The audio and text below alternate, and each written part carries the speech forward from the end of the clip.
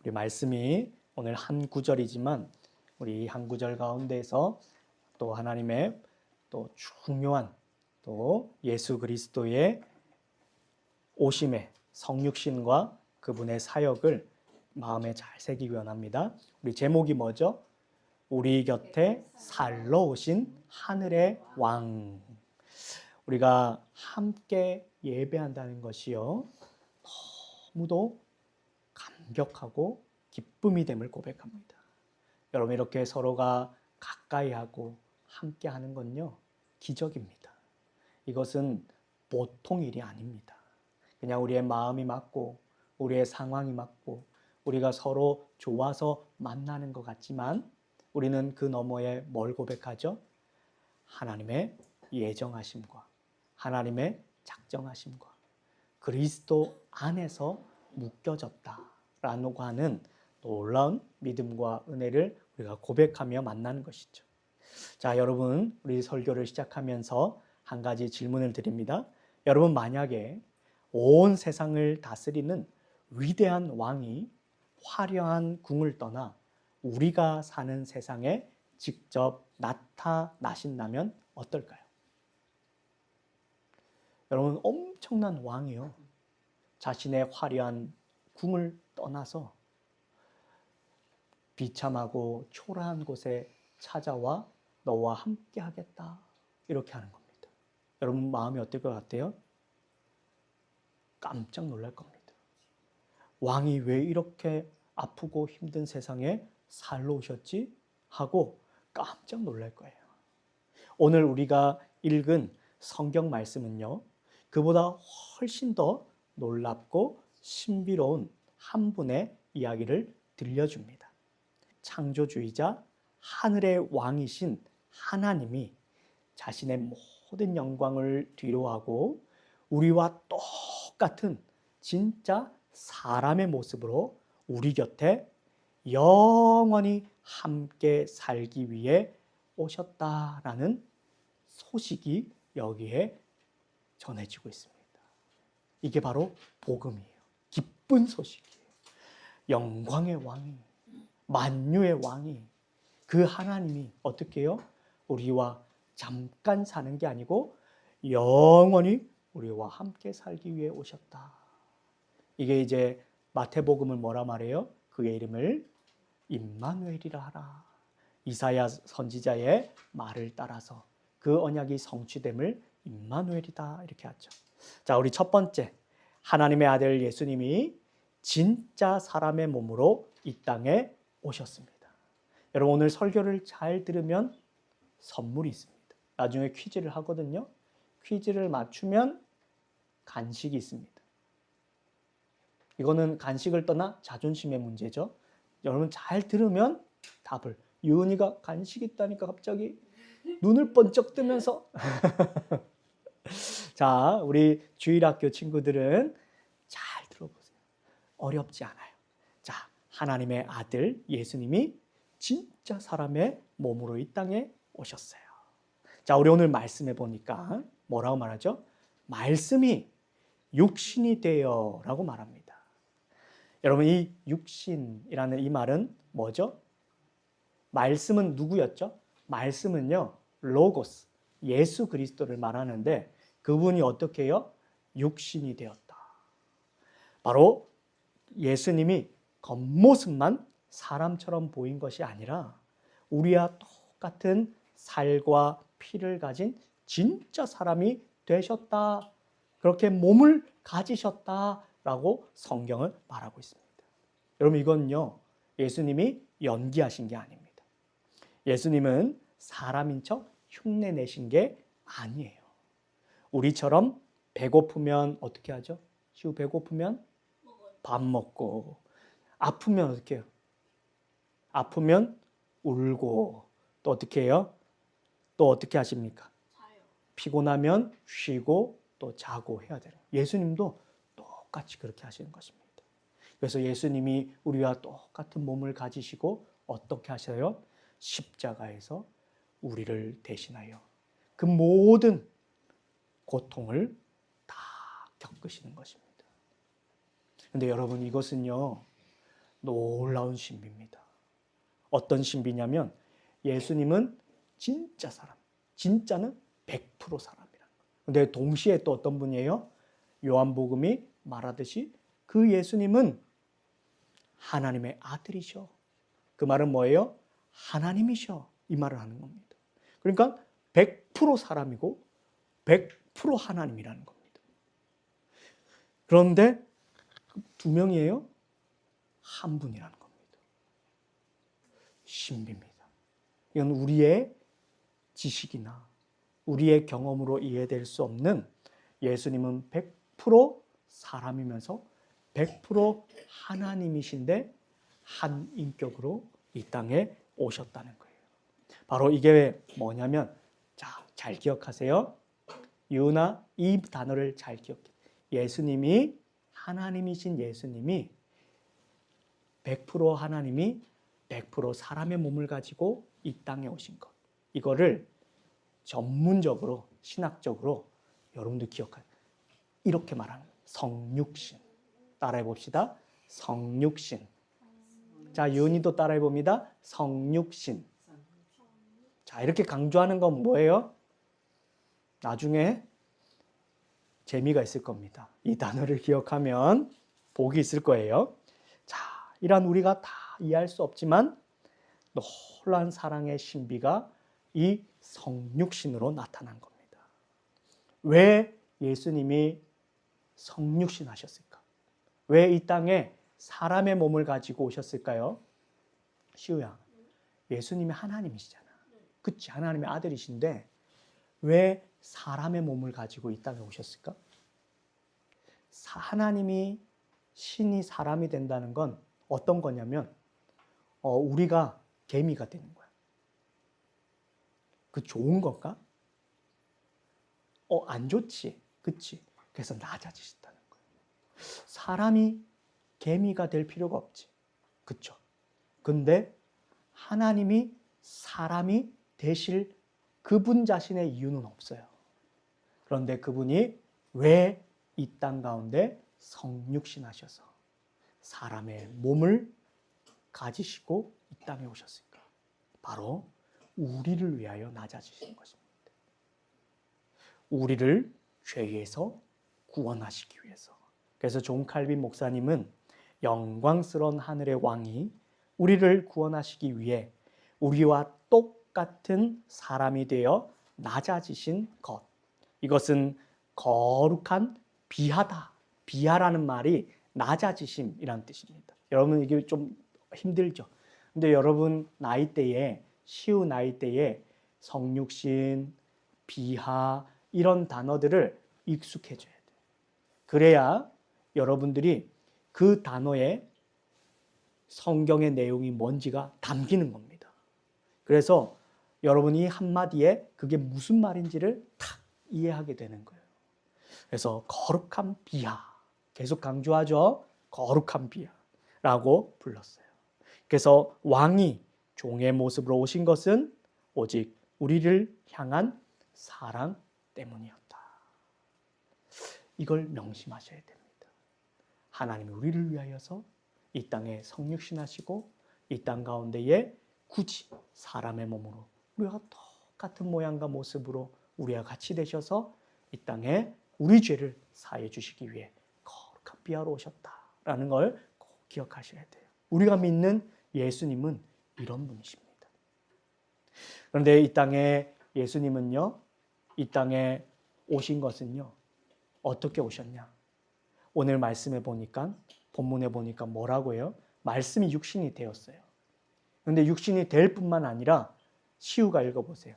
14절에 말씀이 예수님이 육신이 되었었대요.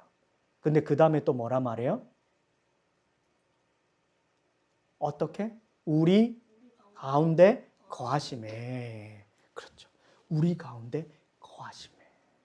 아주 특별한 단어가 나옵니다. 여러분 이 단어는 그냥 넘어가면 안 되는 단어예요. 거하신다. 우리 가운데 거하신다. 이 말은 원래 우리 곁에 성막을 지으셨다. 이런 말입니다. 여러분 성막이 뭐죠? 하나님의 집이에요. 하나님의 집은 원래 어디예요? 하늘나라죠. 천국의 하늘나라가 하나님의 집입니다. 하나님이 그 보좌에 계셔요. 그런데 하나님이 어떻게 하신 거예요? 구약의 이스라엘 백성들 가운데 장막으로, 성막으로, 그것이 나중에 솔로몬 때의 성전으로 지어지게 되잖아요. 근데 그 목적이 있어요. 그 가운데 왜요? 살기 위해서. 그러니까 잠깐 여행 들리기 위해서, 여행하기 위해서 임시적으로 오신 게 아니에요. 그래서 이 거하다, 이 말은 장막을 칠 때 쓰는 말입니다. 그래서 여러분, 그래서 장막 이러면 장막이 뭐예요? 오늘날로 치면 텐트예요. 텐트 치신 겁니다. 그러니까 우리나라 말로 텐트를 치셨다 이러면 느낌이 어때요? 캠핑 이런 느낌이 듭니다. 그래서 어떻게 우리는 생각해요? 아, 예수님이 캠핑하러 오셨네. 잠깐 그냥 좋은데 놀러 오셨네. 이렇게 오해할 수 있어요. 근데 그 말이 아니라 이 말은 하나님이 자기 백성 한가운데, 그래서 거하시는데 어디 거하시냐면 가운데 거하셨다는 거예요. 그래서 백성 한가운데, 그리고 자신의 집을, 거처를 옮기신 겁니다. 하늘에서 이 땅으로 자신의 거처를 옮기신 거예요. 여러분, 이게 엄청난 사건입니다. 그러면서 어떻게 해요? 우리와 함께, 우리 가운데 뿌리를 받고 함께 사실 것을 이 가운데 소개하고 있는 거예요. 왜요? 왜 예수님이 우리 가운데 집을 지으셨을까요? 그냥 찾아오신 게 아니라 뿌리를 받고 집을 지어서 가운데 거하신대요. 왜 그럴까요? 예수님이 이 땅에 오신 것은 우리의 온 인류의 왕일 뿐만 아니라 동시에 우리의 선한 이웃이 되기 위함입니다. 뭐가 되기 위해서요? 선한 이웃이라. 진짜 왕인 것과 동시에, 여러분, 왕은 무슨 일을 하는 거예요? 왕은 자기 베풀려고 왕이 되는 겁니까? 아니에요. 좋은 왕은, 진짜 왕은 자기 백성들을 위하는 왕입니다. 이게 왕이에요. 왕은 그 책임과 권한을 가지고 백성들을 돕는 역할을 하는 겁니다.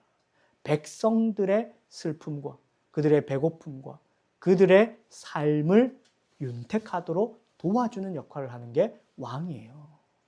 이 역할을 하기 위해서 오셨는데, 또한 멀리 계시. 여러분, 왕한테 가려면 힘들어요. 자, 나 왕 만날 거야 이러면 쉽게 만날 수 있어요? 못 만나요. 그래서 예수님이 어떻게 하세요? 우리 가까이 오신 거예요. 우리 옆에 오신 거예요. 예수님이 단숨에, 우리는 예수님께, 하나님께 바로 갈 수 없어요. 근데 어떻게 해요? 예수님이 그래서 직접 오시는 겁니다. 그래서 선한 이웃이 되셨다. 늘 만날 수 있고 늘 가까이 할 수 있는 분으로 오셨다는 거예요.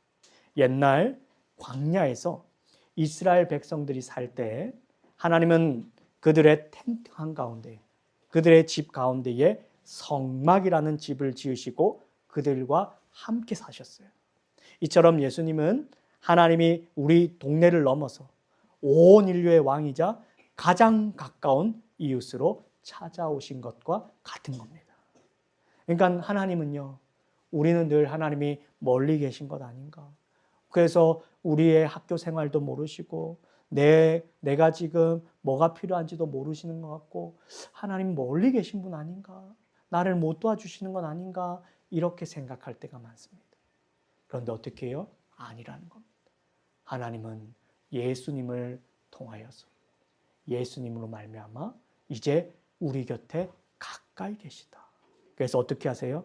하나님은 우리가 시우가 일어날 때부터 또 잠이 들 때까지, 심지어 잠을 자고 있는 동안에도 하나님은 어떤 분이시죠? 졸지도 주무시지도 아니하시고 우리의 머리, 털 하나하나까지 다 세시는 분이 누구시죠? 하나님이십니다. 그래서 그 하나님이 우리를 다 아세요. 힘과 능력과 지혜를 다 가지고 계세요. 근데 그분이 이제 예수님으로 말미암아 어떻게 하신다는 거예요? 우리의 모든 것을 도와주시고 함께 하시고 돌봐주신다는 겁니다. 그래서 우리가 기도할 때 누구 이름으로 기도해요? 예수님 이름으로 기도하는 겁니다. 예수님 이름으로 기도한다는 건요, 그냥 허례허식으로 하는 게 아니에요. 이런 우리와 함께 하시고 우리의 선한 이웃 되신, 우리의 왕이 되신 예수님을 믿음으로 고백하면서 우리가 예수님 이름으로 기도하는 겁니다. 여러분, 그러한 예수님 안에요. 그러니까 오늘 뭐라 말해요? 그 예수님은 말씀이 육신이 되어 우리 가운데 거하신 그 예수님. 그 예수님은 우리의 왕이시고 우리의 좋은 이웃이 되셨다고 말하는데, 그 예수님은 성막과 같이 오셨는데 그 안을 들여다보면 무엇이 가득하다고 오늘 말씀은 또 이야기합니까? 자, 읽어보니까 그의 영광을 보니 아버지의 독생자의 영광이요. 그러면서 뭐가 충만하다고요?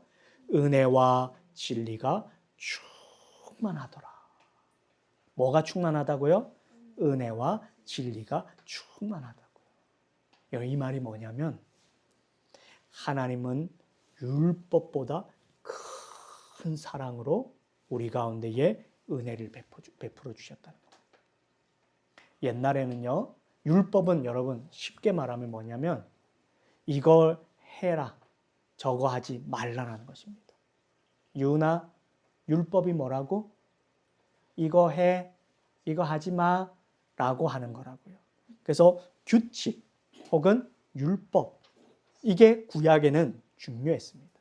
하나님을 믿고 하나님을 사랑하면 율법을 지키는 것이 곧 복음이었습니다. 그런데 이제 예수님이 어떻게 해요? 복음으로써 하나님의 무조건적인 사랑 가운데에 그 모든 언약과 율법을 성취하시면서 은혜로 오시는 거예요. 그래서 그 은혜가 어떻게 주어진 거예요? 율법은 시후에 어떻게 지킨다고? 행위로, 우리가 하고 안 하는 것으로 우리의 행위로 지켰다고. 그런데 이제는 예수님이 이 땅에 오시면서 우리는 어떻게 해요? 은혜를 선물로 받는 겁니다. 그래서 선물로 받는 거예요. 내 행위나 내 공로나 내 열심으로 받는 게 아니라 믿음으로 예수 그리스도로부터 선물로 받는 겁니다. 거저 받는 겁니다.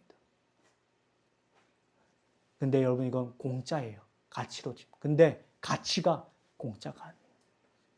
하찮은 게 아니에요. 아무 때나 얻을 수 있는 게 아닙니다. 하나님의 택한 백성들에게. 값이 없다는 말은 뭐예요? 값을 매길 수 없다. 이 땅에서 찾을 수 없는 것. 그거를 시우야 뭐라 그럴까? 이 땅에서 아주 희귀해. 하나밖에 없어. 이걸 뭐라고 얘기해요? 이걸 보석이라고 말하는 겁니다. 여러분, 왜 보석이 귀해요? 그냥 돌이에요. 그러니까 반짝반짝 빛나서 예뻐서 귀한 게 아닙니다. 희귀하기 때문에. 이 땅에 극소량으로 나타나기 때문에. 그래서 비싼 겁니다. 값을 매길 수 없는 거예요. 그 숫자가. 예수님의 사랑은요, 이 복음은요, 이 땅의 어느 것으로도 그 가치를 매길 수가 없어요. 그래서 어떻게 하나님이 거저 주시는데 선물로 주시는 겁니다.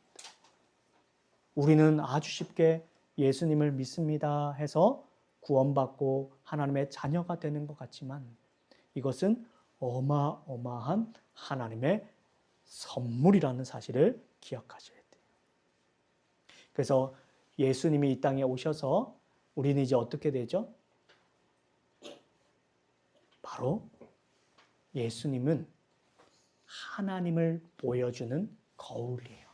뭐라고요? 하나님을 보여주는 거울이라고. 거울은 뭐예요? 비춰주는 거죠. 하나님을 보고 싶은데 하나님을 볼 수 있어요? 없어요? 못 봐요. 하나님을 만질 수 있어요? 없어요? 못 만져요. 그러니까 우리는 어떻게 생각해요? 그럼 하나님이 안 계신 건가? 이렇게 생각하죠. 그런데 여러분, 공기가 눈에 보여요? 안 보여요? 만질 수 있어요? 없어요? 그럼 공기가 있어요, 없어요? 있죠. 어떻게 알아요? 안 보이고 못 만지는데. 우리가 숨을 쉬면서. 마찬가지입니다. 예수 그리스도가 우리의 생명이 되시면 믿음 안에서 하나님을 알게 되는 겁니다. 그래서 하나님을 보여주는 거울이 되신 거예요. 우리는 하나님을 직접 본 적이 없지만 예수님을 보면요, 하나님이 얼마나 우리를 사랑하신지를 알 수 있어요. 하나님 우리를 사랑하시나 안 사랑하시나 늘 헷갈릴 때 있습니다. 하나님 내 기도 들으시는 거 맞아요? 이런 기도 해봤어요? 전 해봤습니다. 어릴 때. 하나님 정말 내 기도를 들어주시는 거예요? 그러면 하나님 나 저 100점 맞게 해주세요. 이러면서 했는데 그게 하나님의 사랑을 알 수 있는 게 아니라 예수님을 보면요, 하나님이 나를 정말 사랑하시는구나 라는 걸 알 수 있어요. 어떻게 알 수 있죠? 예수님이 나를 대신하여서 나와 같이 오셔서 어떻게 하신 거예요? 나의 죄를 다 짊어지시고 십자가에 매달려 죽으시잖아요. 그러면서 어떻게 해요?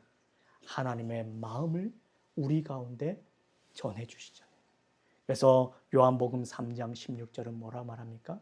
하나님이 세상을 이처럼 사랑하사 독생자를 주셨으니 이는 저를 믿는 자마다 멸망치 않고 라고 말하는 것입니다.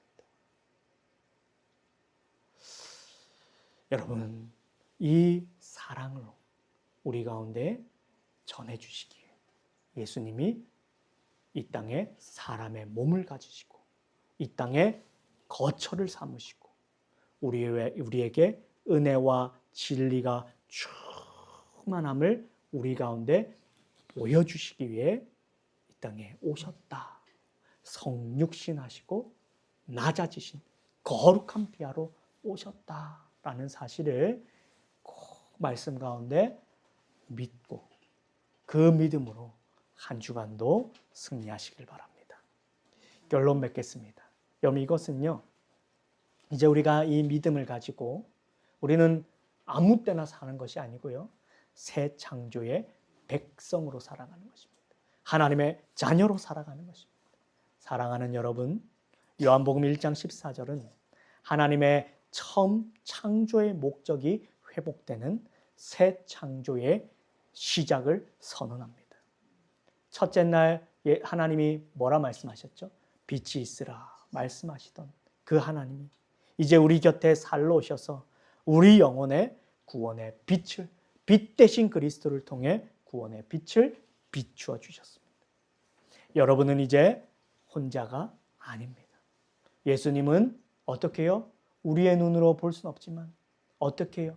말씀대로 우리의 삶 한복판에, 우리의 심령에, 우리의 마음에 그리스도께서 집을 지으시고 여러분의 모든 아픔과 기쁨을 함께하고 계신다라고 말씀하고 있습니다. 이번 한 주간 내 옆집에 주님이 사시는 것처럼 항상 내 곁에 계시는 그 예수님을 생각하며 그분의 은혜 안에서 당당하고 씩씩하게 살아가는 우리 솔라스 개혁교회 모든 성도님들 다 되시기를 주님의 이름으로 축복합니다. 아멘.